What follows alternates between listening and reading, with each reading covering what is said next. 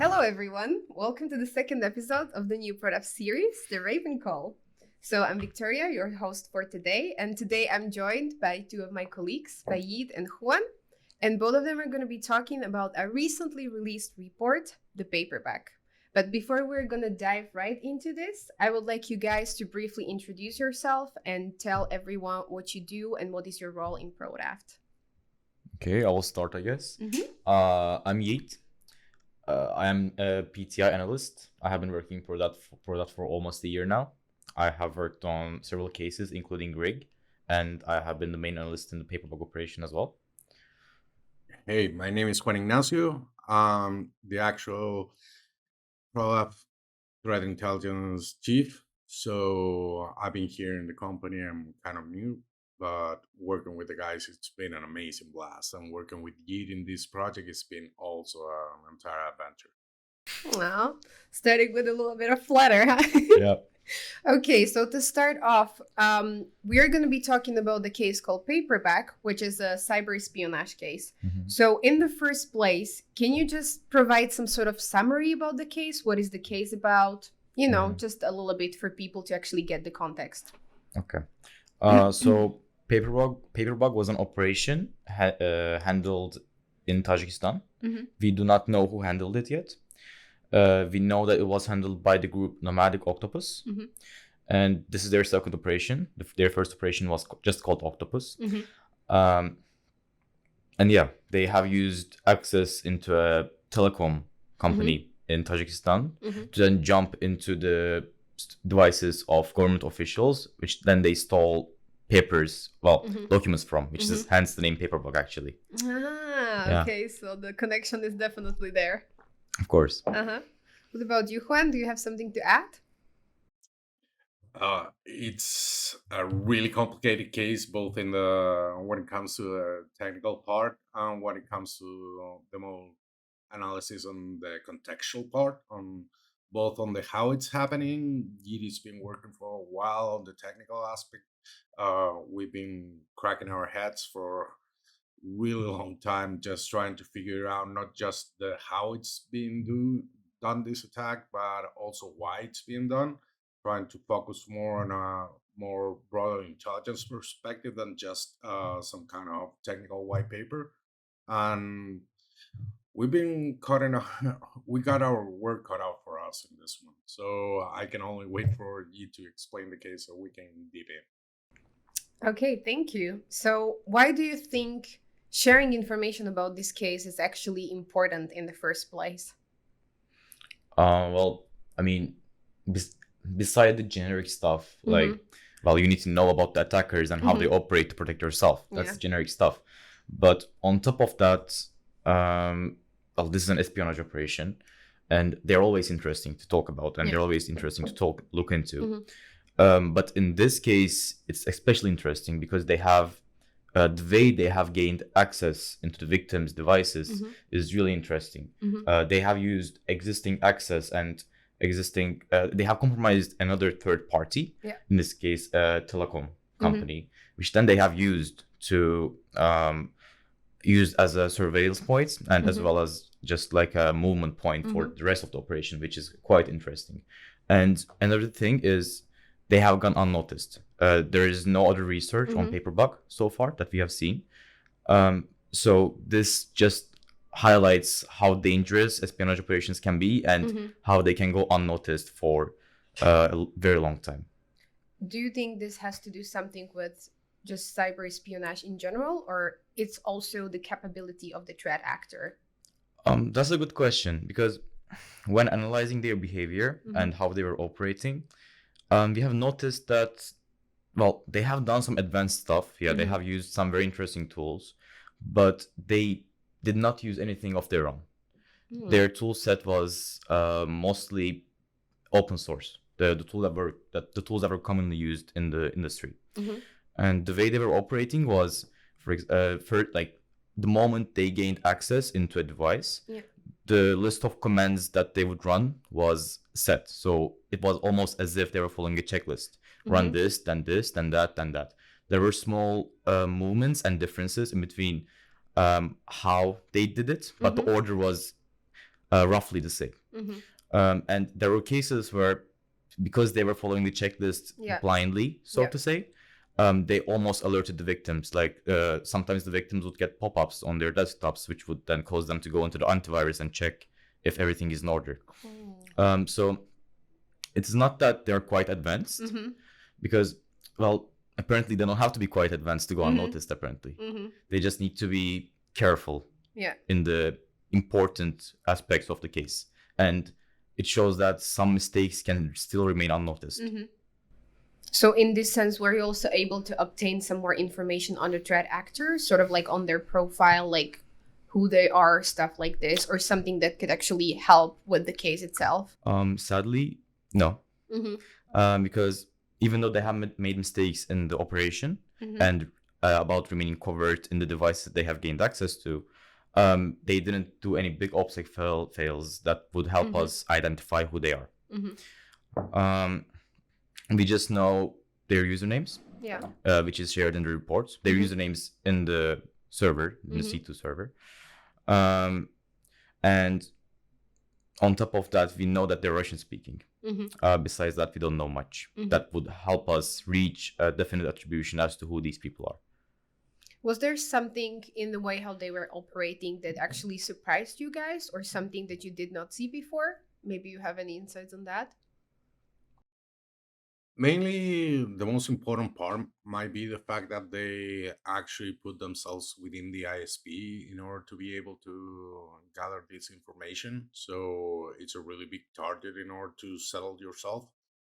It's a really, really, really complicated target in order just to get inside and try to pivot your entire operation from there, when you could have done it maybe through a phishing and just take into the systems of the victims that we have identified. And taken from what Gil was saying about attribution, that it's our main type of work that we do over here. We can have certain parts of our profile, but also if we add the profile of the people within the C2, the language speaking, and the victims over here, we're definitely assessing the possibility of this being spycraft kind of work, in the gathering of information in order to be able to produce intelligence for a third party. So someone on high level is interested on these people in order to make an effort of this level in order to infiltrate an ISP in order to gather all the intel that they're looking for. So from that part, our attribution starts looking a little bit more conclusive as we start adding external factors to the technical information that we recover from the C2. Also, you guys at the beginning said that those threat actors conducted another operation in the past. If I believe correctly, it was called Nomadic Octopus as well. No. Can you maybe explain? Because I can imagine that there might be a lot of confusion with the names, because the threat actors are known under different names now. This is the Operation Paperbug. Before they had another operation. Can you maybe outline some differences or sort of clarify the water around those terms? Yeah, okay, that's a very good idea. Yeah. Because we have noticed that as we were doing research as well, that MITRE, the MITRE index, refers to Nomadic Octopus as the group name. And they called the previous operation that was conducted to Kazakhstan just only Octopus, no Nomadic. Just Octopus. Yeah, okay. and that the malware that was used in that operation was also called Octopus. Okay, all right. Besides that, there's Dust Squad, which some resources refer to the group as Dust Squad and refer to the operation as Nomadic Octopus. But we have, since the MITRE index chose to refer to the group as Nomadic Octopus, we chose to do the same in the report. But I mean, if someone uses Dust Squad, like, it still can pretty much refer to the same group. Yeah, they are the name for the same group, kind of. Yeah. And then when you look at the previous operation and what they did in Paperbug, can you see some differences, some similarities? Is there something that you can outline? Okay, there are many similarities, which was actually how we figured out that this group, like the group, at first we didn't know who was actually conducting Paperbug. So we had to look into previous operations that was conducted in the same in the closed region, closed area. And when we look at the Octopus operation, first of all, they used the malware Octopus, and it was a malware written with Delphi. And when we look at the malware that was used in Paperbug as well, it is really similar to Octopus. When you put it through a analyzer, sort of, the similarities are obvious. They used several similar modules to handle network communication. The language is the same. The strings that were referred to in this malware is quite similar. And on top of that, the operation that was conducted in Kazakhstan was also there is no clear evidence. However, there were hints of it being related to some political activity.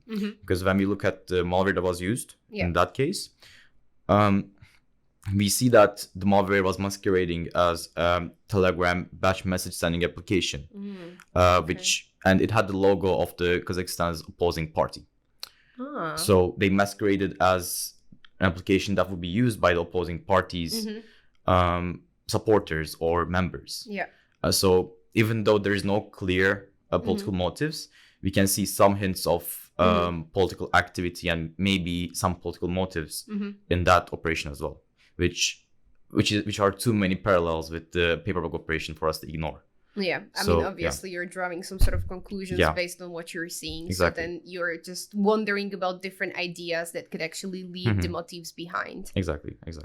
So for the Paperbug operation, then do you feel they were still sort of acting within the same, I don't want to say checklist, but apparently there were certain things that they were following as well? Or was there something that was so strikingly different that you just couldn't ignore this? Between Paperbug and Octopus? Yes, the previous operation.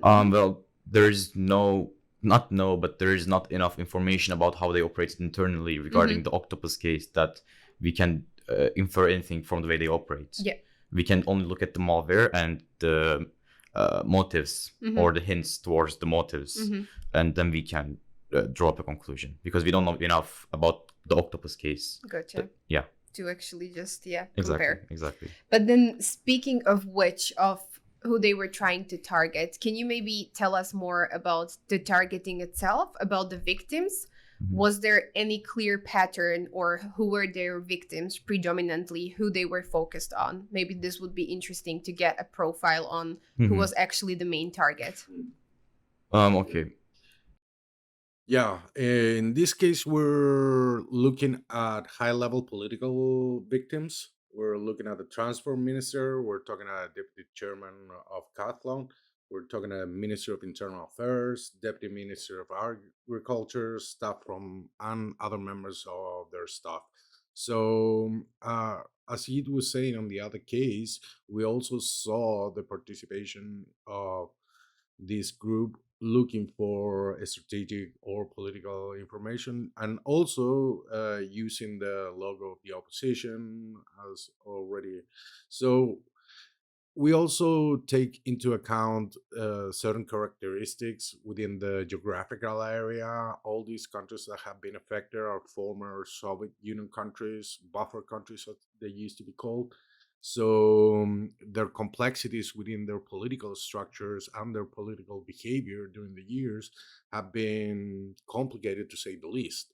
So in this case, some influence in order to gather and also to, at a certain point, maybe control certain participants within the political spectrum of these countries might be one of the reasons that we're looking. And the victimology also tell us that there's a deeper, this is not a case for money. They are not looking to extort these people and everything. They are gathering information on top level executives or ministers in order just to be able to probably, as I said before, make a product of intelligence for a third party to make some decisions about these people or the countries that they belong to. Someone is keeping an eye on them, basically. So someone is keeping an eye on them. Yeah, one thing to keep in mind is that they are highly organized, right?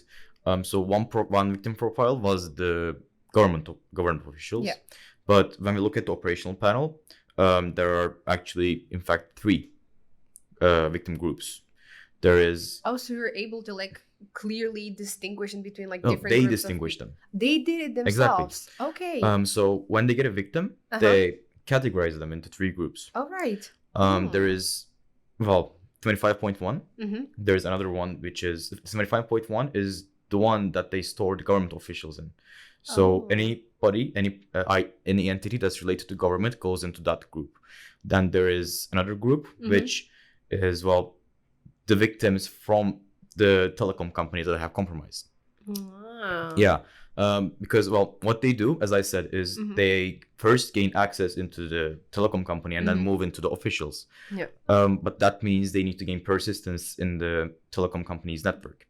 So they constantly try to get new victims and get new access points in that network so that maybe they can jump into somewhere else. And actually, well, they extend their tentacles, which I would say Nomadic Octopus is a very fitting name in that regard. Yeah. It's a very nice metaphor to use. And the other one is actually other, which is, well, we have seen them infiltrate into some IoT devices and keep them, which, well, we don't know why they do it, because we have seen them gain victims from around the world, and unrelated victims sometimes, like collateral damage, you might say. But they would then remove those victims from the operational panel because they don't care about them. Okay, so they were not like continuing with any... And with the ones they care about, they would take detailed notes as to the operating system, who they are, and like what is their role, which tells us a lot. So they are highly organized. They have 3 sorts of victims, and that points into, well, as well as the checklist. So that points into them being quite experienced from the Nomadic Octopus case, and they know what they're doing pretty much. Because obviously, if you have a checklist and you have such a high level of organization, it's not just a bunch of kids, trying to do something mischievous. Exactly. They know what they're doing. Yeah. I'm very surprised because this is the first time that I'm hearing the information that they actually had like different groups like within the city panel that they were able to distinguish their victims as well. Does this help you to understand more about, the motives itself? Like when you're really thinking, there is clearly, as you said, a strategic decision behind why they were targeting certain people. So were there any trains of thoughts just taking you in different directions, trying to understand why they're doing this in the first place? Yeah, it's complicated to approach this subject, especially when we go from attribution also to the reason why, the strategic perspective on why this is being it's happening, and especially why someone is actually putting resources in order to keep this operation going.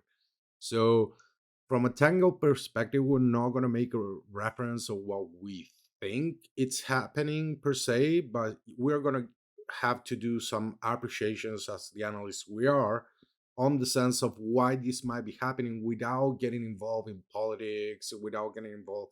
So what I'm going to say over here, I want it to be taken into an intelligence appreciation environment. So we have different conflicts that we can distinguish within the Tajikistan government, whether it is from their former relationship or historic relationship with the Soviet Union, or actual problems that are happening nowadays that have been accumulated for the past 20 years. Those regime problems also include some disputes with China when it comes to territory, and also the fact that the regime that it's right now governing the country has developed a really centralized and let's put it a really controlled state where most of the opposition has either fled the country or they don't have much presence within the country. Okay, so there's a possibility, considering that maybe half of the income of the country comes from people working abroad and bringing money inside the country, sending it to their families and everything. The part of the opposition also taking into account also what we saw in Tajikistan, um, that in this case maybe it's an operation being guided in order to keep tabs on the government, whether it is from opposition, whether it is from other countries that have active interest in that country. There's only one thing to know in this case is that politics is an effect. It's definitely one of the drivers within this attack. Also, we think that there are more players that can be included within this structure of attack, on the sense of who might be interested in this type of information.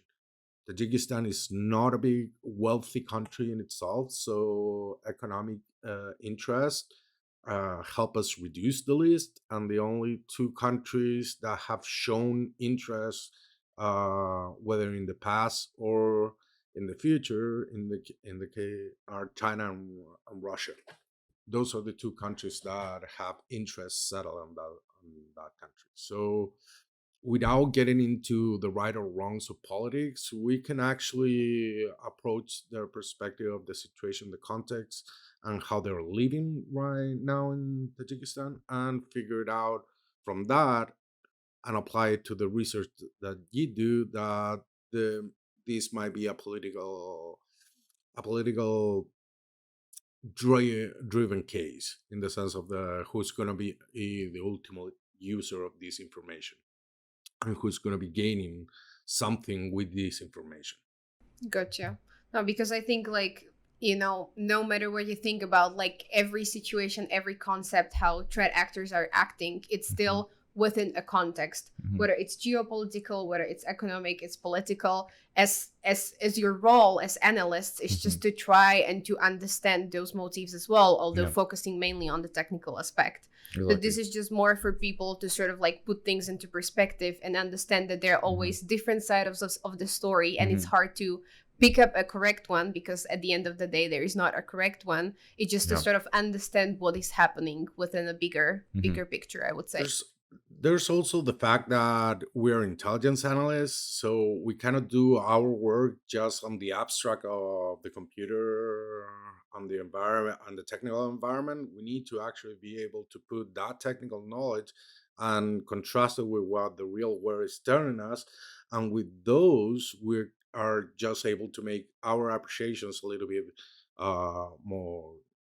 more accurate. And at the other and in another hand, we're able to give decision makers the possibility to understand this case in lame words, without having to go through the complications of digging in through all the IOCs, digging into all the logs. That, believe me, Yeet already has a couple of IBACs that are new from this case. So our style is a lot different when it comes to this kind of the technical, per se, forensic approach. Once we have that information, we are jumping and looking always for attribution, but that is an intelligence work, so it takes a lot of interpretation and gathering and analysis of information in order to be able to digest it and put it into a product that a decision maker or a listener could actually understand, without having to be an engineer or a hacker, per se, in order to be able to understand this. So that's why we apply the real context, the live context of the real world to our analysis on a daily basis. This is not just a thing in order to try to make sense of it. This is part of our methodology, if you want to put it. Our doctrine is to actually understand and make sense, putting the technical within the more realistic world, in the sense of the physical aspect. Comprehensible. No, I think it also helps for people to actually understand, if they're still wondering what are they actually doing at PRODAFT. Like, now you know. Yep. Okay, to maybe sum things up, are there any last remarks or something that we haven't covered during this interview that you would still like to bring up regarding Paperbug? You go So first. many It's your baby. This is your baby. I feel like we have been quite comprehensive, Yeah. especially for an interview. I would Maybe we can so. say that there's a report out there that people Oh, go and read. Exactly. If I think anyone wants to hear or see more details and all of the screenshots, anything related to the case, we do have a report available on our website, so people are more than welcome to do so. But yeah, what about you, Juan? Do you have something that maybe surprised you about the case? More than surprised, because this is kind of expected if you get the tradecraft that we're looking for, if it's espionage, if it's intelligence gathering, whether internal or external. Surprise is not properly there, in the sense that this is part of what a foreign intelligence service would do. What it is surprising is that it's continuing a trend within the geographical area. So I will say two things. Number one, we're waiting, and that would be the big surprise, if another country within the geographical area also starts having these problems. So in order for that surprise to come a little bit sooner, I would recommend all the countries in that geographical area to start reviewing their ISPs.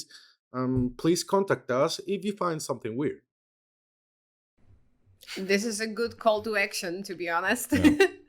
Because it's not going to be the last one. There is going to be more activity in that region. Yeah. So you feel like this is definitely, because Paperbug for now, it's a closed case, right? Or is it still? No, it's cold. It's cold. Okay. So you feel like there might be some activity, and most likely there will be some activity within that geographical area. Yeah, even if not Nomadic Octopus, but definitely some other actors. The tentacles are still out there, huh? Yeah, exactly. Let's say to potential victims, please do not wait for us to actually getting visibility to AC2 that has your case in it. Please start reviewing and contact us. We can help. Yeah. Protecting in advance. I think this is definitely the lesson that we all have to learn from not only this case, but any cases in general. Indeed. Anyhow, thank you very much, gentlemen. It's been really a pleasure. I hope this really helped people to understand a little bit more about the case. And as we said, there are more details available online. So once again, thank you very much for your time. Thank you very much for your insights, and enjoy the rest of your day. And we'll be coming back with the third episode sometime soon. Thank you very much. Bye, Yit. Bye, Vicky. Bye.